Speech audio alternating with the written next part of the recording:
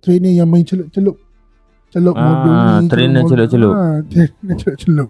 Dia main celup modul ni, celup modul ni. Itu pun satu golongan juga tu. Maksudnya dia ni orang yang pandai menjual.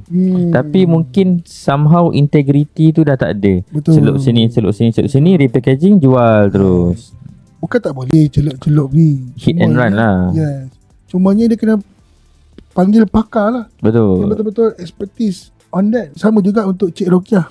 Kalau Cik Rokiah nak buat training, kalau Cik Rokiah tak pandai lah mengendalikan training dan sebagainya, boleh je suruh orang lain. Cik Rokiah cakap lah, saya nak cakap sikit je kan. So bagilah slot 5 ke 10 minit untuk bagi orang kata apa macam testimoni.